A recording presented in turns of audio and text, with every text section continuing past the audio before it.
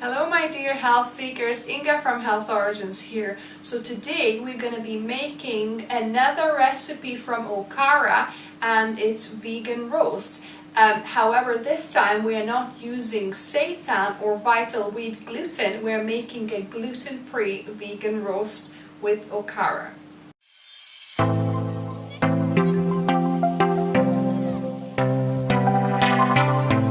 We're gonna start by adding all the ingredients into our food processor here. So I've got one large slow roasted beetroot, but you could also do a boiled or a steamed beetroot as well. So adding that in. Then I've got a cup and a half or about 1 tin of kidney beans. You could use chickpeas or any other beans, like black beans would work as well. So 1.5 cups of beans. So adding that in there. Then of course our Okara. So I've got a cup and a half of fresh Okara, and this is for making my soy milk, so about 1 liter of soy milk. And I'll link down below and in the card above of how I make soy milk with my soy milk maker Soya Bella, and also how I make it without any special milk machine. So this is about 100 grams of soybeans made into milk, and that's what's left over. So it's quite a moist Okara, so I'm adding that in there. Okara, in other words, is soybean pulp, basically, if you've never heard that expression before. When I started making my own soy milk, that was new to me. So that's Okara. Then we're going to add 1 cup of brown rice, cooked brown rice. So this is basmati whole grain brown rice. Adding that. It'll kind of help to bind this together. I've got 3 large cloves of garlic. You can use 3, 4 if you like, your garlic. You could put 4 cloves crushed. So garlic. I've got 2 tablespoons of Italian mixed herbs. So that goes in. This is an optional ingredient, 2 tablespoons of sugar. I've got some brown sugar in this instance, or normally I would use coconut sugar if I've got some. But like I say, you could skip this, it's not, it's optional. So 2 tablespoons. Then I've got 3 tablespoons of wild mushroom powder. So this is dried porcini and shiitake mushrooms blended, and there's like mushroom powder from this. If you don't have this or don't have dried mushrooms, then what you could do, you could put 1 cube of mushroom stock. So then reduce the bullion powder we're going to add by about 1 teaspoon or so, because obviously that will have added sodium, added salt. So yeah, or alternatively, if you're going even, have more whole foods, I mean this is whole foods, but if you have some fresh mushrooms, then dry fry them and you can add them. However, it might distort wet and dry ingredients, so I would recommend sticking to either mushroom powder or mushroom stock cube. So 3 tablespoons of that, 2 to 3 tablespoons. Okay, then I've got 1.5 tablespoons of tomato paste, or if you don't have tomato paste, you could use ketchup as well, just to add that bit of tanginess and extra umami flavor.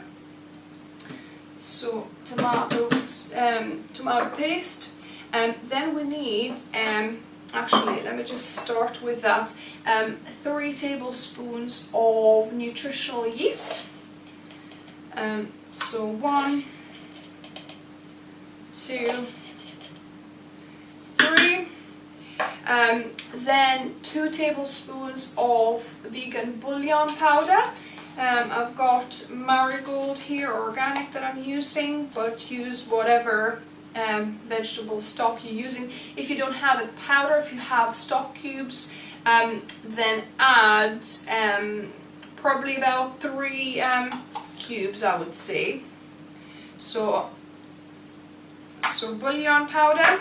Then we need 1 teaspoon of black pepper. You could, add even more if you like black pepper. For us, 1 teaspoon, I find it's enough because we don't like that, kind of really hot peppery taste. So 1 teaspoon is enough. So I'm going to just grind some in. Next, we've got 1 tablespoon of onion powder. So it goes in here. And actually I didn't bring my teaspoons here, but it's more or less you need 2 teaspoons.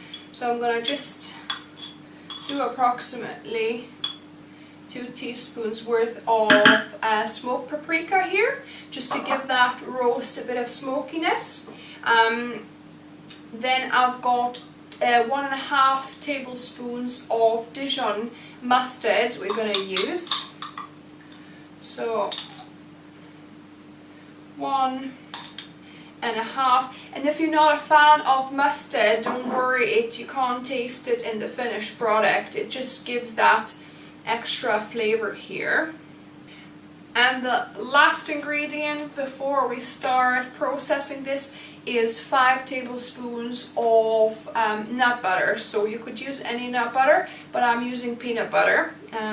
So just to give that bit of fattiness that roast should have naturally. So just adding 5 tablespoons of nut butter. Or if you're allergic to nuts, you could also use seed butter. Sunflower seed butter is great. I'll link in the card above in the description below how I make, how to easily make your own sunflower seed butter. And that's all the ingredients to the food processor. And then we have one last ingredient, which is psyllium husk. This is what going to bind everything together instead of the gluten we used in a previous roast recipe. But we're going to add this, separately when we add everything to a bowl. For now, this is good to be processed in the food processor, and it seems a lot of ingredients, but they're all needed because they each bring in different kind of flavors and textures and flavor profiles. So we're gonna blend this until it's uniform, even. We might need to scrape the food processor a couple of times, and then we'll see what we have.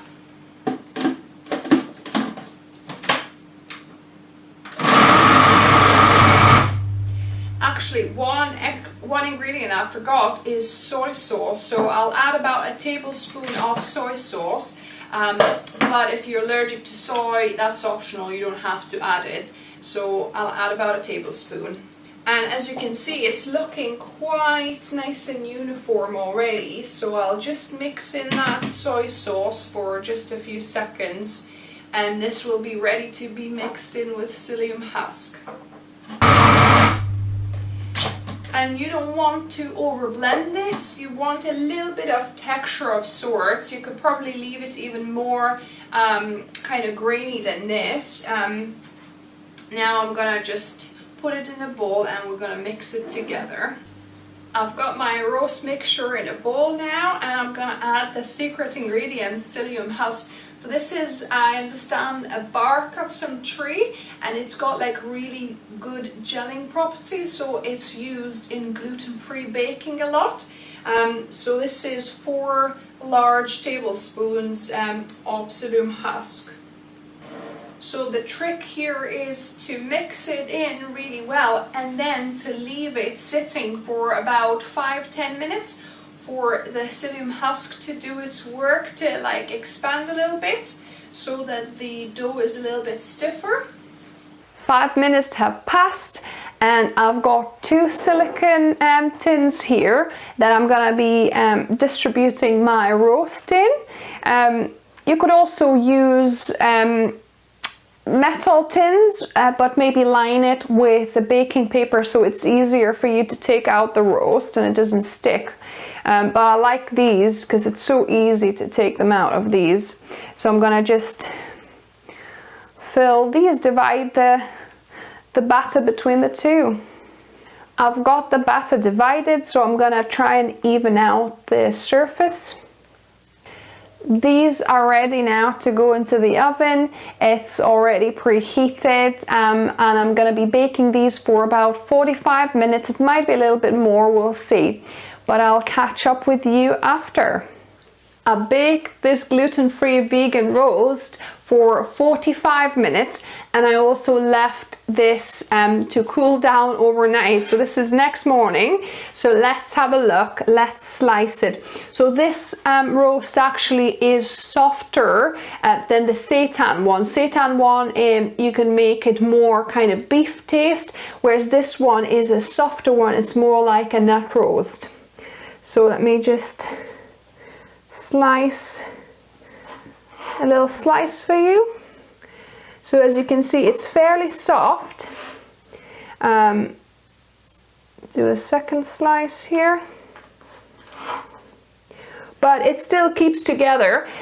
You can experiment adding a little bit more rice and maybe another tablespoon of psyllium husk if you want it to be a little bit more kind of sturdy, or perhaps you could add, you know, half a cup of oat flour as well, just to kind of help bind it together a bit more. But let me taste test a piece of this. This is cold. Obviously you probably want to heat it up when you tasting it, but let me give this a go. Oh wow, guys, this is so delicious. Tastes really meaty. It's got this amazing depth of flavor. It's got the sweetness obviously from the sugar and from the natural sweetness of beetroot coming through. It's got a bit of you know, saltiness obviously from the stock powder we've added. It's got that umami flavor from the tomato and from the mushrooms, mushroom powder. Oh wow, this is so delicious. You've got to try it. And obviously this is great for your Sunday roast, Sunday dinner for all of you UK people. You know, this is great with gravy, with some vegetables. Some roast potatoes would be delicious.